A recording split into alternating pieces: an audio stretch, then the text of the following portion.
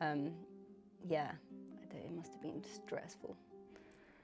We have had the pleasure of seeing the iconic Princess Diana brought to life many times on our screens. Each time, they touch on a piece of her story that makes us love and miss her even more. The most recent Diana was played by Emma Corrin in The Crown, and she quickly realized that this would be completely different from anything she has ever experienced. From taking her scene so seriously that she had to be hospitalized to getting on the bad side of a few powerful people. Here's what Emma Corrin discovered by playing Diana in The Crown. But first, a simple reminder on how to enter our brand new giveaway. We're giving away either an iPhone X Max, the new iPad mini, or a MacBook Pro. It's all your choice, so be sure to leave a like, comment the keyword, subscribe, and turn on notifications to enter this giveaway. It's really that simple. She would meet a new family on set. Playing Diana in The Crown was going to be a different ballgame, as Emma Corrin discovered right from the auditions. She quickly discovered that she had more than a few things in common with the beloved Princess Diana, starting with the fact that she attended a posh all-girls boarding school. At this school, Emma became interested in dancing and acting, and this would later lead her into drama. Finally, her big break came when she attended her first audition for Lady Diana while she was still in this school. At this time, no one really knew the actress, as she had only appeared as the girlfriend of a young Batman's butler-to-be in the movie Pennyworth and in Misbehavior as Miss South Africa. But that was about to change in a lot of ways. The directors of the show, Benjamin Cairn and Jessica Hobbs, were present at the audition where Emma was asked to sing a song from The Phantom of the Opera. It was a glorious rendition, as she gave an a cappella version in a room full of people without hesitation. She couldn't hide the blush and vulnerability on her face though, and this struck Jessica. Then Emma was asked to do a chemistry read with the actor who would be playing young Charles on The Crown, and the chemistry could be felt by everyone present. In a classic move, the director kneeled and asked Emma if she would be their Diana. It was an intense moment and the beginning of an amazing relationship with the rest of the cast. It was a really dramatic moment, and it was no surprise she played the theme song of the amazing series in her car all the way home. In less than 10 seconds, she had spilled the secret about being the inexperienced actress who would be part of a team consisting of established stars like Olivia Colman, Gillian Anderson, and Helena Bonham Carter. Up next, she was more like Diana than she wanted to admit. As soon as it was clear that Emma Corrin would take on the role of Diana in the beloved series, a lot of things came to light. One was the fact that she was about to be thrust into the public eye suddenly, just as Diana was several years ago. Emma Corrin was about to be a famous star with everybody's eyes on her, and newspapers featuring article after article for a role that anyone would pass through hoops to get. So a lot of the feelings she acted out in the movie, especially the nervousness, excitement, and fear in scenes where Diana had to move around in public, were also from her reaction to going through the same thing. Then there was the great transformation. While Emma believed that her lookalike was more along the lines of a young Jodie Foster, it took a makeup session, wig, and jeans to bring to life another version of Diana. The first time she stepped out in this ensemble, everyone was shocked for a minute. And trust me, you would have been too, because it was like seeing a ghost. But then, the experiences and the looks were not enough to recreate Diana. Emma took the extra step to master her speech and moves. With the help of coaches, she perfected Diana's slight slouch, as she was taller than her husband, the nod to the side, smiles, and even lowered her intonations at the end of each phrase. What we had was an on-screen Diana that was a mix of sad, sweet, and sincere. The effort put into doing this was amazing, and a lot of people would agree that we got ourselves a perfect Diana on The Crown. Up next is Diana was a very fashionable woman, except it didn't really start this way. Television series and movies try to be as accurate as possible when reenacting any true life story. It was even more important for the producers and directors of The Crown to do the Diana character justice, as she was loved by a lot of people. So this started with a recreation of Diana's memorable outfits. Basically, it's every girl's dream to get dolled up in these fantastic costumes, and Emma was just as excited. Although it was quite funny that she appeared on the screen for the first time in the season as a tree. Being a fashion icon herself, she almost cried in the yellow dungarees that showed Diana's simple dressing style before she had had to be transformed into a fancy royal. For Emma, it was a painful experience, but it got better as she got deeper into the season into more dazzling wear. She had the pleasure of wearing vintage clothes, including Australian all-occasion outfits, standout collars, whimsical sweaters, and even the iconic blue suit during the engagement announcement. Then there was the baby blue dancing dress, the black Christmas tree, the red opera gown, and to crown it all, yes, I said that, the breathtaking wedding dress that took about 600 hours to complete. This was a masterpiece by its own rights, and it took 10 people to create this dress, with pointers from those that designed the original dress for Princess Diana. For Emma, this was a 25-foot train and a 153-yard veil that was so massive she couldn't put it on herself. This dress was a piece of art and a reflection of Diana's impeccable tastes. However, many people were disappointed that this wedding dress that had taken so much effort and time to make was only featured in the crown when she walked through the huge oak doors. They expected to see the entire wedding. However, the cast and crew of the series claimed that they wouldn't recreate a scene that wasn't relevant to the entire plot of the series. So, every scene had its purpose, and the wedding scene just didn't have one. Up next is Princess Diana had a real-life battle with bulimia. Emma Corrin had to become Lady Diana in every way, and that also meant recreating one of her greatest battles, bulimia. This was an eating disorder where the princess would binge eat and then try to vomit it all out just to fit her idea of being thin as the perfect weight. Being adored by everyone who also felt something similar to ownership, like they knew everything about the princess. There was a lot of pressure on Emma to do this role right. So, having been a fan of Diana herself for years, she tried several ways to get in touch with her character. Emma got herself a cockapoo named Spencer and studied documentary after documentary to get all the details she needed. Finally, she met with Diana's private secretary, and this meeting gave her all the insight she needed to feel like she had known Diana all of her life. Her co-stars Josh O'Connor and Olivia Colman were there to take care of the newbie, with Olivia transforming from the mean queen to a nice and motherly figure at the flick of a switch. However, it was most difficult acting out the scenes that dealt with bulimia. Interestingly, Emma had insisted on this being shown more prominently in the scripts. She wanted to do all in her power to do the condition justice, and it almost cost Emma her health. The actress, despite being asthmatic, was filmed in a swimming pool where she froze with the young Harry, who couldn't swim. This got her hospitalized with a bad cough and low oxygen levels, and her doctors refused to let her leave. She had to spend a while in the hospital with a cardboard bag over her head so she wouldn't be recognized as the young star playing Princess Diana on The Crown. However, it looked like it was all worth it, as the scene continues to evoke powerful emotions in anyone who watches it. Up next is She Couldn't Please Everyone. Despite how well she thought she had played her role in The Crown, Emma had to quickly learn that she couldn't please everyone, not even the royals. Some people agreed that the actress did a brilliant job with her breathtakingly accurate portrayal